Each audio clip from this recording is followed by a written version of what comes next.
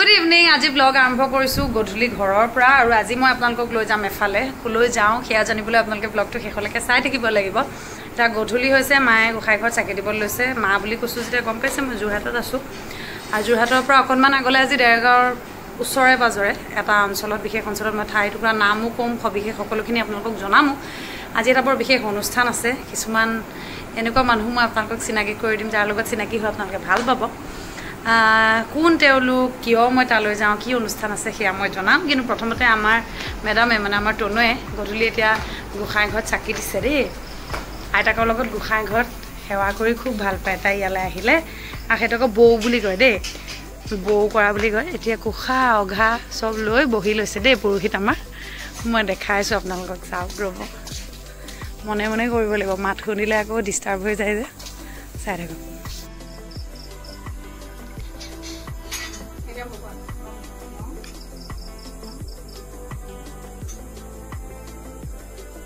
বৌ কৈছা নি বৌ কৈ দিয়া কি কৰিছা কোখা ঘা টিলিঙা হেয়া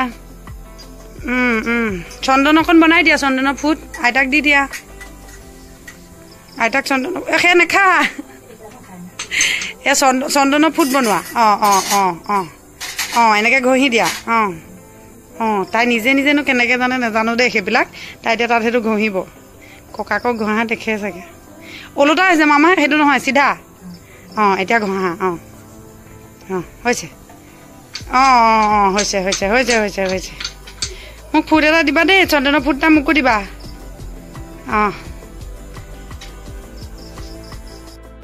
গতিকে বলক মূল ব্লগটো আৰম্ভ কৰোঁ আজি এটুকুৰা বিশেষ ঠাইলৈ যাবলৈ লৈছো তাৰ বিষয়টো আপোনালোকক জনালোৱে ক'ত যাম সেয়াও জনাম কিন্তু তাৰ আগতে মেকআপ লৈ লওঁ আহক My God, Gyano Mekasa? Gyano Mekasa? Style maribo morizo. Gyan? Amak koisa kamera makeup koisa uni mu makeup lo. এতিয়া মানে কথা মেকআপ আৰ্টিষ্টে মেকআপ কৰাইছে Gyan boga mundo.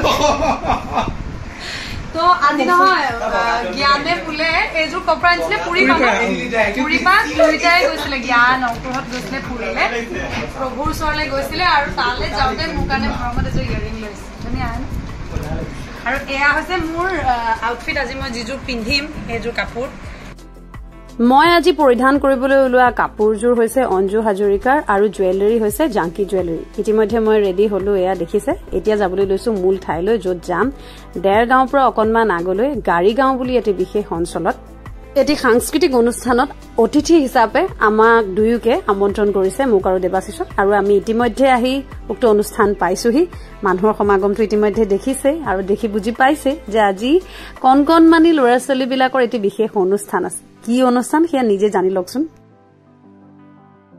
আমাৰ প্ৰকৃত ৰংটোৰ উপভোগৰ নামেৰে গ্ৰহণ কৰিব কাৰণে অনুৰোধ জনাইছো ধন্যবাদ সঁচাকৈ অৰ্থাৎ নাই তথাপিও সংস্কৃতি কলা কেন্দ্ৰৰ মৌকুৱা শাখা ৰঙামাটি গাড়ীগাঁও আৰু নামনি বহুপথাৰ শাখাৰ সৌজন্য গাড়ীগাঁও আৰু নামনি বহুপথাৰ ৰাইজৰ সহযোগত ইয়াত আমাৰ সকলো ছাত্ৰ যি নৃত্য শিকাই থকা হৈছে সেইখিনিক মঞ্চত কিদৰে পৰিৱেশন কৰা হয় তাৰ বাবে আমি অভিজ্ঞতা দিবলৈ এই মঞ্চ আমি স্থাপন কৰিছোঁ আৰু এই অনুষ্ঠানটো পাতিবলৈ সমূহ অভিভাৱক কলা কেন্দ্ৰৰ সমূহ অভিভাৱক আৰু শুভাকাংক্ষীয়ে যিমান সহায় কৰিছে আমি সকলোকে আমাৰ পৰা আন্তৰিক শুভেচ্ছা কৰিছোঁ গতিকে বুজিটো পালে কি অনুষ্ঠানলৈ কিয় আহিছো খুব ভাল লাগিছে সদায় বিভিন্ন ধৰণৰ অনুষ্ঠানত যাওঁ কিন্তু সৰু সৰু ল'ৰা ছোৱালীৰ এনে ধৰণৰ অনুষ্ঠানে আমাক বাৰুকৈ আপ্লুত কৰে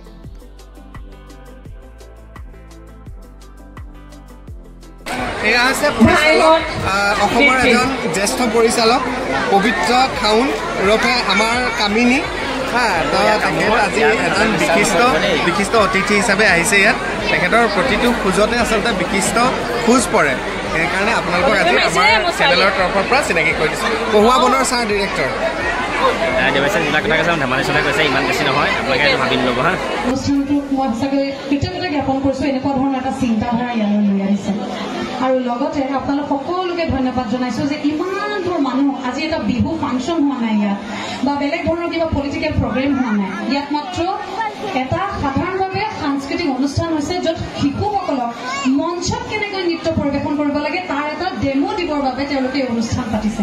কিন্তু তেনেকুৱা এটা অনুষ্ঠানত ৰূপজ্যোতি দাই কোৱাৰ দৰে দাদাই কোৱাৰ দৰে প্ৰত্যেকগৰাকী অভিভাৱক অভিভাৱিকা আহিছে, শিশুসকলক উৎসাহিত কৰিছে, তেওঁলোকক এই নাচিবৰ কাৰণে মঞ্চখন দিছে। আপোনালোকৰ অবিহনে এই অনুষ্ঠানটো আধৰুৱা। আপোনালোকক আৰু বিৰক্ত কৰিব একেবাৰে মন নাই। হাতত মাইক্ৰফোনটো আচলতে আহি পেলাই আমি এৰিয়ে নিদিওঁ, ৰাতিপুৱাই যাব কিন্তু অনুষ্ঠান শেষ নহয়। কিন্তু এইটো আচলতে আমাৰ কাৰণে নহয়, এই অনুষ্ঠানটো আছিল আচলতে এই কণ কণ মইনাহঁতক উৎসাহিত কৰিবৰ বাবে। তো মই যিমানখিনি সময় মই ইয়াতে আচলতে 8 বজাৰ পৰা মোক ইয়াত ৰিপৰ্টিং টাইম দিছিল, তো 8 বজাৰ পৰা মই ওচৰে ওচৰে এনেকৈ ঘূৰি গোটেইবোৰ আচলতে চাই ফুৰিছিলোঁ, ক'ত কেনেকুৱা ধৰণৰ পকৰি, ক'ত কেনেকুৱা ধৰণৰ ঘুগুনি। তো এই গোটেইবিলাকৰ আচলতে জুতি বুটি লৈ আৰু ওচৰ চুবুৰীয়া মানুহৰ খা খবৰ চকুৰে যেনেধৰণে অবজাৰ্ভ কৰিলোঁ, সেইবোৰেইতো মোৰ কাহিনী হয়। ছাৰে যে কিমান ধুনীয়াকৈ তেতিয়াৰ পৰা ইয়াত বহি আছে, এজন পুলিচৰ মানুহ এনেকৈ থাকিব পাৰেনে মোৰ চিন্তাই। আৰু সেইফালে থকা সেই বাইদেউজনী ৰাম, ঘৰত কিমান টেনশ্যন, তথাপি ইয়াত আছে। আকৌ গোটৰ মিটিং আছেই। এনেকুৱা বিভিন্ন ধৰণৰ সমস্যাবিলাকৰ আচলতে কম খেতি মানুহৰ মাজত সোমাই সোমাই অৱশেষত গৈ ইয়াত। কিন্তু ইয়াত আহি আচলতে এটা কথাই মই বিশেষভাৱে আপোনালোকক ক'ব খোজোঁ যে যেনেকৈ পলিটিচিয়ানবিলাকক যে আপোনাৰ মিটিঙত মাতি পেলাই কিবা এটা আশা নকৰে জানো, কৰে নে নকৰে? এই নামঘৰটোৰ কাৰণে কিবা এটা দিয়া, এই বোলে যুৱ সংঘৰ কাৰণে কিবা এটা দিয়া, এনেকুৱা থাকে নে নাথাকে?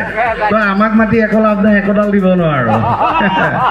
কিন্তু ডাঙৰ কথা এটা কৈ যাব পাৰোঁ, কি জানেনে?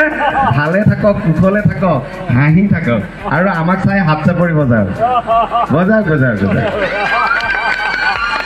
কিন্তু পাহৰি নাযাব এটা কথা, যে সেইটো হ'ল যে এই হাঁহিটো যদি আমি অক্ষুণ্ণ ৰাখিব লাগে তেতিয়াহ'লে কেইটামান কাম কৰিব লগা আছে।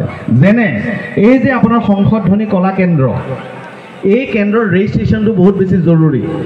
তো মই এইটো কাৰণে গোটেই কৰ্মকৰ্তাসকলক অনুৰোধ জনাওঁ যে অতি সোনকালে আপোনালোকে এই অৰ্গেনাইজেশ্যনটোক ৰেজিষ্ট্ৰেশ্যনটো কৰি লওক। আৰু মই অহাৰ কাৰণে এটা কথা কৈ দিব পাৰোঁ, যদি 2 টকামান দিয়ে নহয় কমকৈ, একেবাৰে কমকৈ, তেতিয়াহ'লে জিটিপি কৰি মেলি সংবিধানখন লিখি থোৱাৰ দায়িত্বটো মই ল'ব পাৰোঁ। তো আজি আপোনালোকৰ মাজত আহি মই দিব পৰা বস্তু এটাই, যে তাৰ কাৰণে যিটো লিখিব লাগিব এটা মেমৰেণ্ডাম অফ কপি ৰেজিষ্ট্ৰেশ্যনৰ কাৰণে, যদি আপোনালোকে মোৰ ওপৰত বিশ্বাস ৰাখিব পাৰে যে ময়ো আপোনালোকৰ মাজৰ এজন, ময়ো সংশোধনীৰ মেম্বাৰ, আৰু এই কণ কণ মইনাহঁতৰ মই যদি মামা বুলি ভাবিব পাৰে, ঐ মামা হয় নহয়, তো ইহঁতৰ যদি মামাক বুলি ভাবিব পাৰে তেতিয়াহ'লে এই দায়িত্বটো মই ল'ব পাৰোঁ। কিন্তু বিনা পইচাই মই পৃথিৱীত কাম কৰাটো বাদেই দিছোঁ, কাৰণ মোৰ এই চেণ্ডেলযোৰ আৰু তাৰ জোতাযোৰৰ মাজত বহুত পাৰ্থক্য আছে। হাঁহি ধেমালিৰ মাজেৰে ৰূপজ্যোতি দাই কিন্তু কেইটামান গুৰুত্বপূৰ্ণ কথা কৈ গ'ল। এতিয়া আহকচোন কণ কণ মানি শিল্পীসকলেনো কি কি নাছিলে সেয়াও এপাকত চাই লওঁ।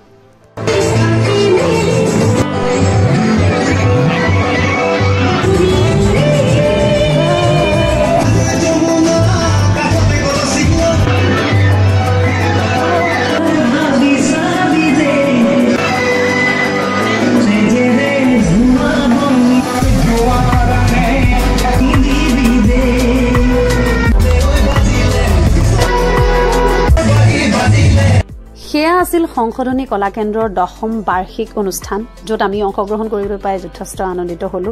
এই চেগতে এই অনুষ্ঠানটোৰ লগত ওতঃপ্ৰোতভাৱে জড়িত ৰন্টু ৰূপক, তপন আৰু গোটেই অঞ্চলটোৰ সমগ্ৰ ৰাইজকে ধন্যবাদ জ্ঞাপন কৰিছোঁ। এনেধৰণৰ এটা সুন্দৰ সুস্থিৰ পৰিৱেশ ছাত্ৰ ছাত্ৰীসকলৰ বাবে গঢ়ি দিয়াৰ বাবে। এওঁলোক আমাৰ ভৱিষ্যত, এওঁলোকক লৈ চিন্তা কৰাটো আমাৰ দায়িত্ব।